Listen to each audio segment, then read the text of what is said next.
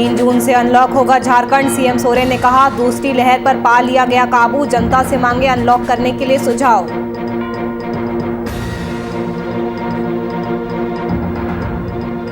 बिहार सरकार ने 1 हफ्ते के लिए और बढ़ाया लॉकडाउन। सीएम नीतीश ने ट्वीट कर दी जानकारी। बैठक के बाद लिया गया फैसला।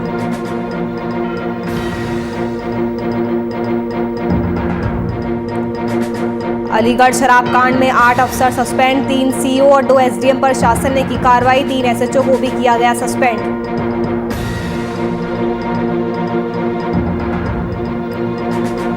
औरंगाबाद में समारोह में की गई हर्ष फायरिंग में महिला को लगी गोली लगने से महिला की मौत।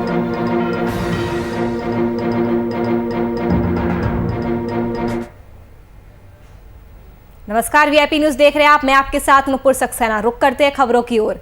बिहार में 8 जून तक लॉकडाउन को बढ़ा दिया गया है। सीएम की बैठक के बाद सोमवार को मुख्यमंत्री नीतीश कुमार ने ट्वीट कर इस बात की जानकारी दी है।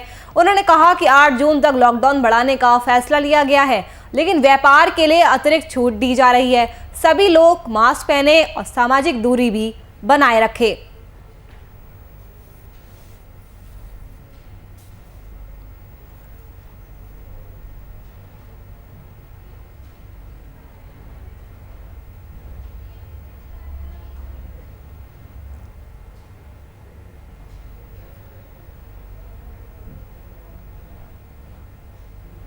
वही झारखंड 3 जून से अनलॉक हो जाएगा। इस प्रक्रिया को अलग अलग फेजेस में लागू किया जाएगा। झारखंड के सीएम हेमंत सोरेन ने इसकी घोषणा की है।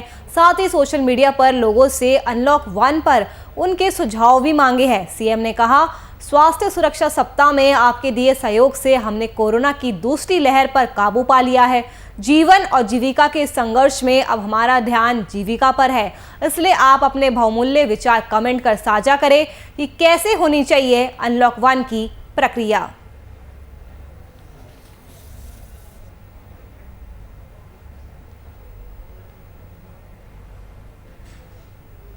केंद्र सरकार की ओर से कोरोना काल में अनाथ हुए बच्चों की मदद को लेकर किए गए ऐलान के बाद बिहार की सियासत में तेजी देखने को मिल रही है। आरजेडी के विधायक राकेश रोशन ने इस ऐलान को लेकर सरकार पर जमकर निशाना साधा है। मीडिया से बातें करते हुए उन्होंने बताया कि सरकार पर 1500 रुपये हर महीने देने की बात को उन्होंने छलावा बताया। साथ ही बिहार में कोरोना से होने वाली मौत को उन्होंने बिहार सरकार की लापरवाही का नतीजा बताया है। लॉलीपॉप खिला रहे हैं बिहार के बच्चों को। सही मायने में यदि इनकी हमदर्दी है बच्चों के भविष्य को अच्छा बनाने के लिए, तो निश्चित रूप से जो 1500 रुपया का ये राशि है, इसमें इस महंगाई में कोई बच्चों का भरण पोषण नहीं हो सकता। 50 रुपया प्रतिदिन पड़ता है। 50 रुपया में बच्चों को कौन सा खाना दिया जाएगा जिससे कि वो सर्वोत्तम आहार ले सके।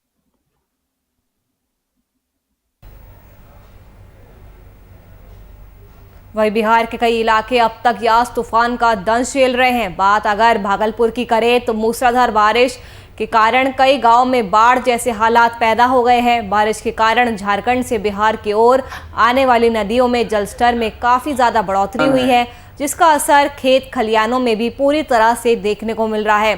ज़्यादा पानी से किसानों के तैयार हुई फसलें बर्बाद हो चुकी है। वहीं कई कच्चे मकान भी इस जल प्रलय की भेंट चढ़ गए हैं। मैं ग्राम पंचायत बंसीपुर से मुखिया प्रतिनिधि वीरेंद्र मंडल बोल रहा हूँ। मेरे पंचायत बंसीपुर एवं देवरी में किसानों का मूंग का फसल बाढ़ से डूब गया है और दर्जनों घरों में बाढ़ का पानी घुसा हुआ है। और मैं सरकार से मांग करता हूँ कि किसानों को उचित मुआवजा मिले और बाढ़ पीड़ित जिसके घर में बाढ़ पानी घुसा हुआ है उसे कम से कम सूखा राशन तत्काल दिया जाए।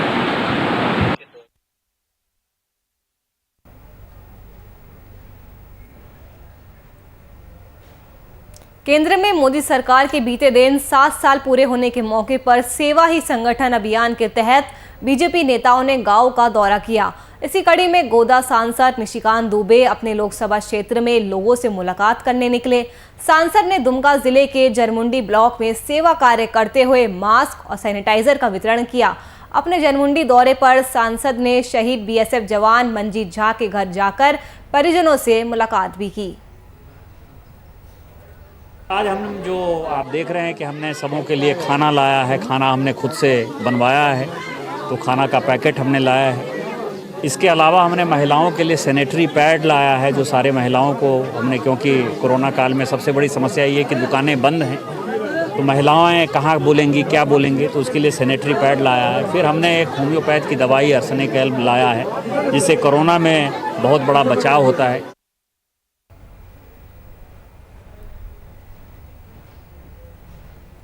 केंद्र में मोदी सरकार के 7 साल पूरे होने के मौके पर सेवा ही संगठन अभियान के तहत बीजेपी नेताओं ने गांव का दौरा किया। लोगों से रूबरू होने की इसी कड़ी में दुमका जिले के रामगढ़ में बीजेपी के ब्लॉक महामंत्री नवल किशोर मांझी ने लोगों के बीच मास्क और सैनिटाइजर बांटा। साथ ही उन्होंने आम जनता से इलाके की परेशानियों के बारे में जानकारी हासिल की। मैं नवल किशोर मांझी, भारतीय जनता पार्टी मंडल रामगढ़ का प्रखंड महामंत्री हूँ। सेवा ही संगठन के तहत मोदी सरकार के 7 साल पूरा होने के उपलक्ष्य में भारतीय जनता पार्टी के कार्यकर्ता द्वारा रामगढ़ मंडल में आज 10 गांव में भारतीय जनता पार्टी के कार्यकर्ता द्वारा मास्क, सैनिटाइजर अपने निजी खर्च से दिया गया।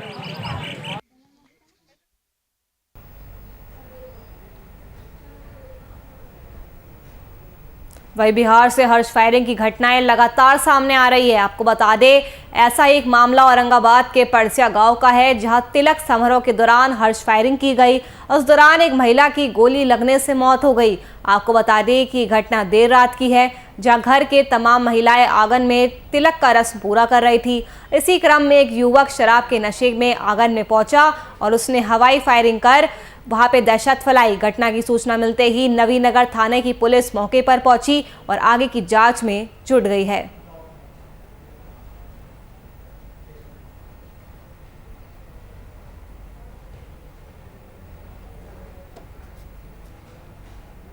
मोतिहारी में कोरोना महामारी को लेकर सरकार की ओर से 2 गज दूरी, मास्क जरूरी का आदेश जारी किया गया, लेकिन बावजूद इसके लोग बिना मास्क लगाए हुए घूम रहे हैं। वहीं इसको देखते हुए पुलिस लगातार जुर्माना भी वसूल रही है। तो लोग लगातार कोरोना नियमों की धज्जियां उड़ा रहे हैं। लोगों में कोरोना का डर नहीं है, लेकिन इसे लेकर पुलिस भी लगातार कार्रवाई कर रही है।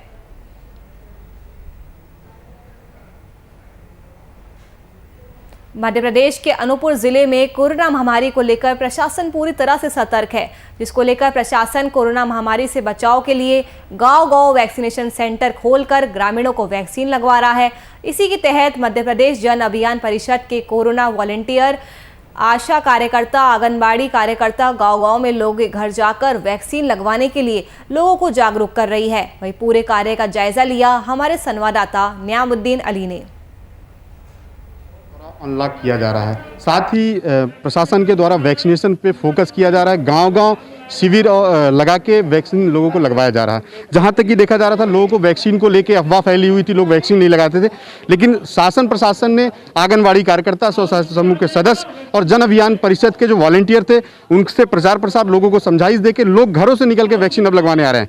इस पूरी जानकारी समझेंगे, हम बात करेंगे विकासखंड चिकित्सा अधिकारी प्रवीण उर्मलिया जी हमारे साथ बात करने के लिए, जानेंगे किस प्रकार लोगों को समझाइश दी गई, जो अफवाह फैली थी, लोग वैक्सीन नहीं लगवा रहे थे, अब लोग वैक्सीन सेंटरों पे पहुंच के वैक्सीन लगवा रहे हैं। हमारे साथ बात करने के लिए मौजूद हैं विकासखंड चिकित्सा अधिकारी प्रवीण उर्मलिया जी।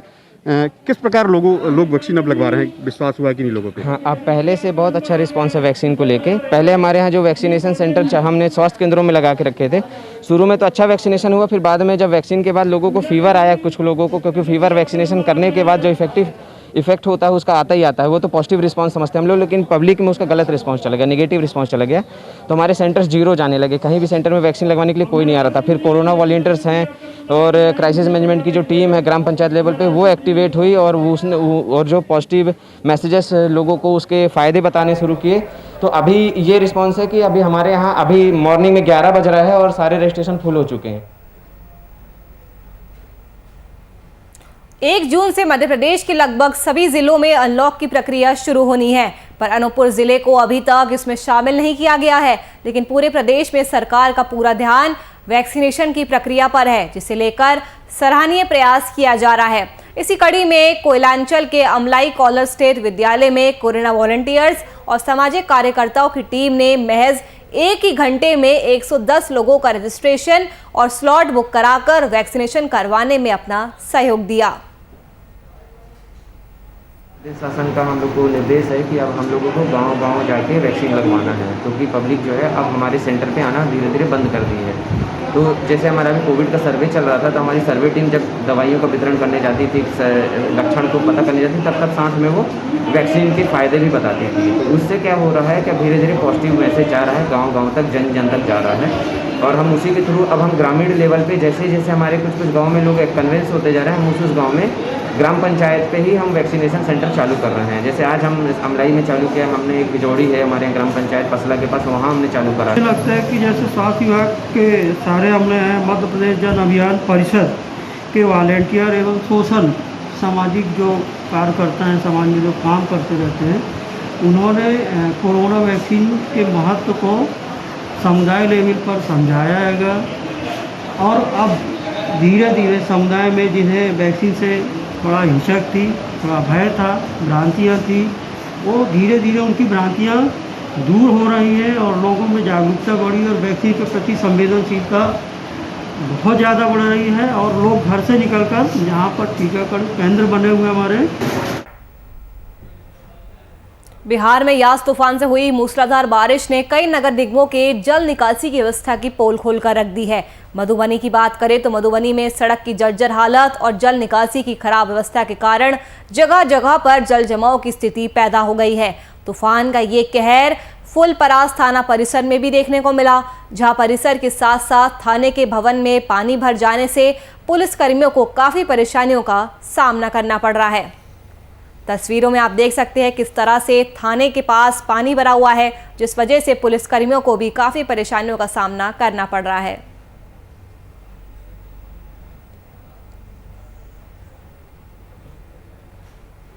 भागलपुर में बारिश के बाद निगम के दावों की पोल खुल गई है।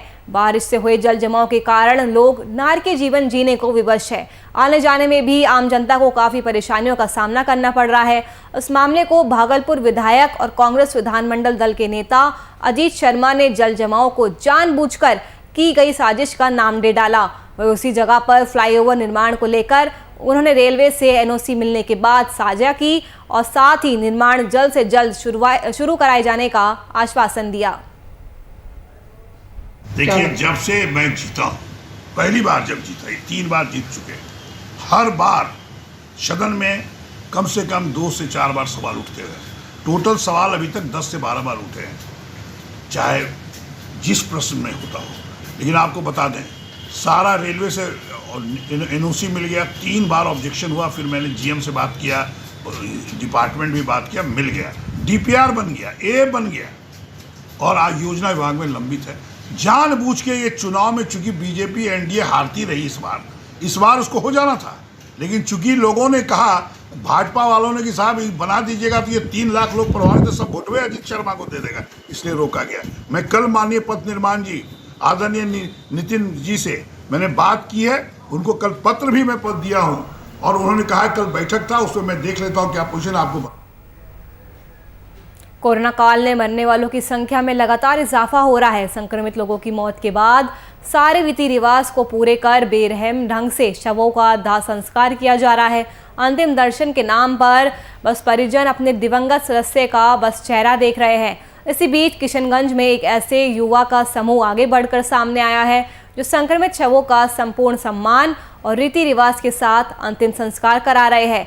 पॉपुलर फ्रंट ऑफ इंडिया नामक ये युवा समूह संक्रमित शवों की अर्थी पर रखकर अंतिम संस्कार के लिए शमशान घाट और कब्रिस्तान लेकर जा रहे हैं। हालांकि शवों के संपर्क के दौरान सदस्यों के द्वारा तमाम सावधानी भी बरती जा रही है। ये तो अल्लाह रब्बुल इज़्ज़त की मेहरबानी है, अल्लाह ताला हम लोगों से खिदमत ले रहे हैं। अगर हम नहीं करेंगे तो अल्लाह ताला किसी और को जो है उससे भी खिदमत ले सकते हैं। ये हमारे लिए खुश नसीबी है कि हम जितने हिंदुस्तानी भाई हैं, चाहे वो जिस मज़हब का हो, हम इंशाअल्लाह पूरी कोशिश करेंगे कि उसको जो है उसके रीति रिवाज के एतबार से उसको तदफीन करना या उसका दाह संस्कार करना, जिस टाइम में 24 घंटे किसी भी टाइम में हमें ख़बर मिलेगी हम जाएंगे इंशाअल्लाह। हमारी पूरी टीम है PFI की, आ जा करके उसके जो रीति रिवाज से इंशाअल्लाह हम उसका दाह संस्कार करेंगे। हम लोग लगभग रमज़ान से खबर आ रही है हम लोगों को, तो रमज़ान से हम लोग रमज़ान के दौरान ही ईद के दिन तो 3-3 जनाजा को हम लोगों ने किया है। रमज़ान से कंटिन्यू रात और सुबह जब भी फ़ोन आता है, मास्टर मुजाहिद साहब भी हम लोगों को फ़ोन करते हैं, तो उनके बुलावे पे भी हम लोग दौड़ के जाते हैं, इसलिए कि हम लोगों को काम करना है। किसी से हम लोगों को वो ये नहीं है कि हाँ मास्टर मुजाहिद साहब या जो भी लोग फ़ोन करें हम लोग उसके लिए पहुँचते हैं, और हम लोगों को काम करने का मज़ा एक अलग है। और ये सिर्फ इंसानियत के लिए करते हैं कि इंसानियत ज़िंदा रहे।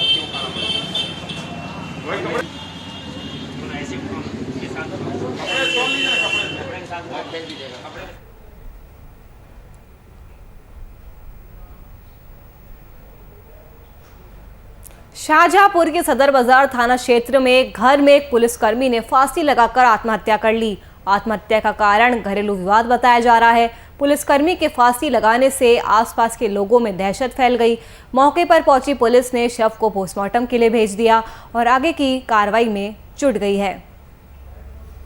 आज शाम 7:30 बजे थाना सदर बाजार में का ये प्रकरण है, जिसमें दिलीप नाम का एक सिपाही जो कि लखनऊ में थाना बाजार खाला में तैनात है, वो आज आया था अपनी पत्नी के पास, जो कि महिला थाने में आरक्षी पद पे हैं।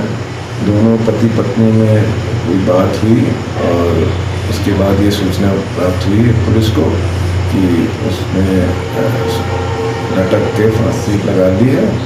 इस पर तत्काल वहाँ पे हम लोग पहुँचे और शव को कब्जे में लिया गया। उसकी FSL की टीम बुला दी गई थी।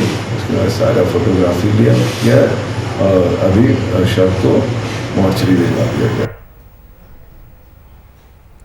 वही हमीरपुर के रोरो गांव से एक अजीबोगरीब खबर सामने आई है, जब बकरियां चोरी करते 2 चोरों को ग्रामीणों ने रंगे हाथ पकड़ लिया, जिसके बाद दोनों को ग्रामीणों ने तालिबानी सजा सुना दी। ग्रामीणों ने पकड़े गए चोरों को बंधक बनाकर उनकी जमकर पिटाई कर दी। बाद में इसकी सूचना पुलिस को दी गई। सूचना पर पहुंची पुलिस ने चोरों को हिरासत में लेकर मामला दर्ज कर जेल भेज दिया है।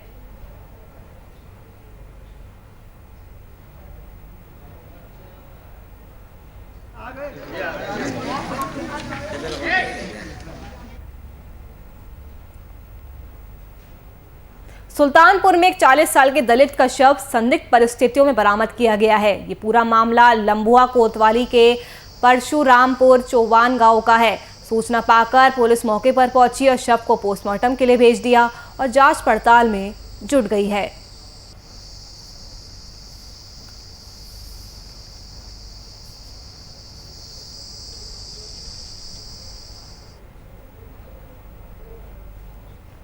समस्तीपुर में एक सड़क हादसे में अपनी शादी से लौट रहे नवविवाहित जोड़ा सड़क दुर्घटना का शिकार हो गया। समस्तीपुर और मुजफ्फरपुर जिले के सीमावर्ती इलाके में NH 28 पर नवविवाहित जोड़े की कार तेज रफ्तार टैंकर की चपेट में आ गई। इस हादसे में एक की मौत हो गई, जबकि दूल्हा दुल्हन और एक परिजन गंभीर रूप से घायल हो गए। दूल्हा दुल्हन की नाजुक हालत को देखते हुए उन्हें मुजफ्फरपुर के अस्पताल में रेफर कर दिया गया है, जहां उनकी स्थिति चिंताजनक बनी हुई है। हम लोगों को जानकारी हुई कि गाड़ी जो है सो बारात से रिटर्न आ रही थी, जिसे यानी कि टैंकर वाला जो है उसको जो है सो मारा। इसमें जो है एक आदमी स्पॉट डेड हो गया और बाकी लोग उसमें लड़का लड़की भी थी, सबका बहुत ज़्यादा सीरियस है, जिसको हॉस्पिटल भेज दिया गया है। 8 साढ़े 8 बजे करीब जोरदार टक्कर हुआ होगा, फिर आप लोग ज़्यादा आवाज़ हुआ था, जोरदार टक्कर हुआ, इसलिए जो है सो लोग बहुत लोग यहाँ पर आए और इसका जो है सो मदद लोग यहाँ के ग्रामीण लोग जो थे, कुछ लोग यहाँ पर दुकानदार हैं, वो लोग सवारी मिल करके जो है यहाँ से लेकर के और उसको जो है हेल्प किया और उसको जो है हॉस्पिटल हम लोग भेजने के कारण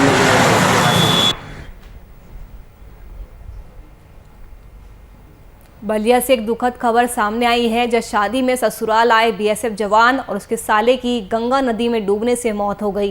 ये मामला सदर कोतवाली के तहत श्रीरामपुर घाट का है। मौके पर मौजूद लोगों ने दोनों को बचाने का प्रयास किया। पर वह कामयाब ना हो सके। ग्रामीणों ने तत्काल स्थानीय पुलिस को इसकी सूचना दी, जिसके बाद पुलिस ने शवों को कब्जे में ले लिया और पोस्टमार्टम के लिए भेज दिया है और आगे की कार्रवाई में जुट गई है। घटना हुई है कि सुबह नहाने के लिए गए थे। कौन गया था? रितेश जी और हरिओम जी थे। कौन है ये दोनों? ये मेरे एक दामादी है और एक मेरे लड़के हैं। अच्छा, क्या उम्र होगी इनकी? इनकी उम्र एक की 30 वर्ष है और एक की 15 वर्ष है। तो ये कहाँ गए थे नहाने के लिए, क्या घटना हुई? ये शंकर जी एक मंदिर है, वहाँ से नीचे स्नान है, वहीं पर नहाने के लिए गए थे। मैं यहाँ अपने मतलब जब मैं सुना मेरे साले मतलब लगेंगे, जब मैं सुना तो मैं यहाँ आया। कौन मतलब कहाँ पर आए हुए हैं आप? मोहम्मदपुर आया हुआ है। क्या घटना हुई है? घटना यहाँ मतलब ये हुआ कि नहाने गए थे वहाँ 8 साढ़े 8 बजे करीब में, तो वहाँ पे डूब गए। फिर हमें सूचना मिला, फिर सूचना मिला तो मैं यहाँ पहुँचा। बिहार में अपराधियों का मनोबल सर चढ़कर बोल रहा है। लॉकडाउन में पुलिस की बड़ी सक्रियता के बावजूद अपराधी अपनी गतिविधियों को लगातार अंजाम दे रहे हैं। अपराधियों के उत्पात का ताज़ा मामला जहानाबाद से सामने आया है, जहां बड़ी मस्जिद के पास अपराधियों ने ज्वेलर्स नामक दुकान के संचालक से लूट की घटना को अंजाम दिया। जानकारी के मुताबिक अपराधी ग्राहक बनकर दुकान मालिक के घर में घुसे और लूट कर चलते बने।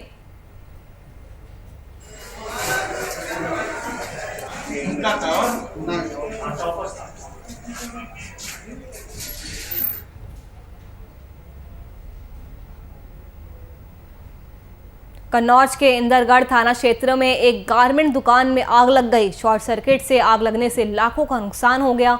सूचना पर पहुंची पुलिस ने स्थानियों की मदद से आग पर काबू पाया।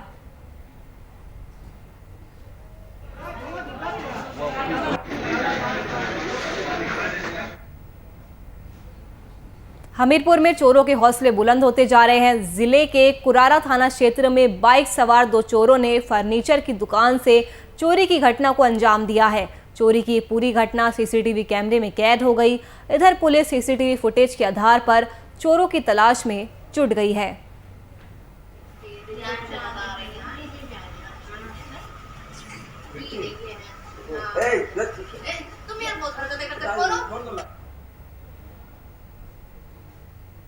बिहार में आपसी विवाद में गोलीबारी तो अब एक आम बात हो गई है। गोलीबारी का एक ताज़ा तरीन मामला नालंदा के बेन थाना क्षेत्र से सामने आया है, जहां मामूली से विवाद में 2 पक्षों के बीच जमकर मारपीट और गोलीबारी हुई। उस मामले में एक वीडियो सामने आया है जिसमें 2 लोग हाथ में हथियार लेकर लड़ रहे हैं। ये मामला पुलिस के संज्ञान में आते ही पुलिस ने कार्रवाई करते हुए दोनों लोगों को हथियार के साथ गिरफ्तार किया है। साथ ही दोनों हथियार भी बरामद किए गए हैं।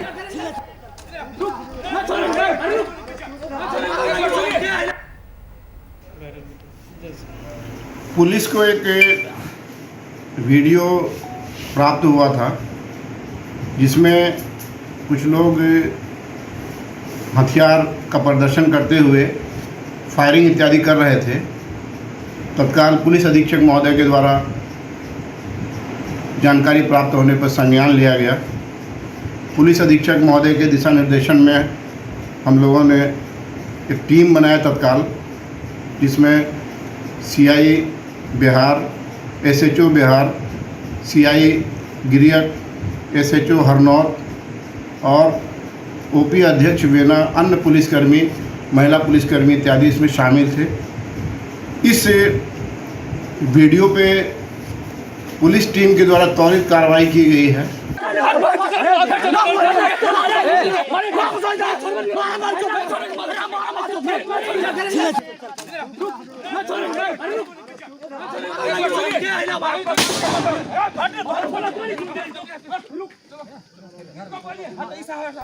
तस्वीरों में आप देख सकते हैं किस तरह मामूली से विवाद में 2 पक्षों में मारपीट हो रही है। इसके अलावा हवाई फायरिंग भी की गई है। वही पुलिस ने दोनों लोगों को हथियारों के साथ गिरफ्तार भी कर लिया है। तो तस्वीरों में आप देख सकते हैं किस तरह से 2 पक्षों में मारपीट और फायरिंग भी की गई है। अपराधियों के हौसले लगातार बुलंद होते जा रहे हैं। बिहार में आपसी विवाद में अब गोलीबारी और फायरिंग करना तो एक आम बात हो गई है। तो सुशासन बाबू के राज में ऐसी तस्वीरें सामने आ रही है। हवाई फायरिंग अब एक आम बात हो गई है। कोरोना महामारी से अनाथ हुए बच्चों को डबल इंजन सरकार में डबल सहूलियत देने के लिए सरकार की कवायद पर बिहार प्रदेश बीजेपी ने अपनी प्रतिक्रिया जाहिर की है। पार्टी की बिहार इकाई के प्रवक्ता डॉक्टर राम सागर सिंह ने सरकार की इस कवायद के लिए पीएम मोदी को हार्दिक बधाई भी दी है। आपको बता दें कि इस नई पहल के तहत पीएम केयर्स फंड से अनाथ बच्चों को निकटतम केंद्रीय विद्यालय, सैनिक या निजी स्कूलों में दाखिला मिल सकेगा। साथ ही बच्चों के लिए पोशाक और किताबें भी मुहैया कराई जाएगी। बिहार में डबल इंजन सरकार होने के वजह से कोरोना से अनाथ हुए बच्चों को डबल फायदा मिलेगा। जहां केंद्र सरकार पीएम केयर फंड से बच्चों को 1 से 10 साल के बच्चों को सेंट्रल स्कूल में दाखिला या प्राइवेट में भी होगा तो उसका फी सरकार भरेगी, किताब खरीद कर देगी, कपड़ा सरकार देगी और 11 साल से ऊपर के बच्चों का भी सारा खर्चा सरकार उठाएगी, हेल्थ इंश्योरेंस भी करेगी। और अगर टेक्निकल कॉलेज में एडमिशन। चलिए फिलहाल के लिए इस बुलेटिन में इतना ही। देश और दुनिया की तमाम खबरों के लिए आप देखते रहिए VIP न्यूज़। नमस्कार।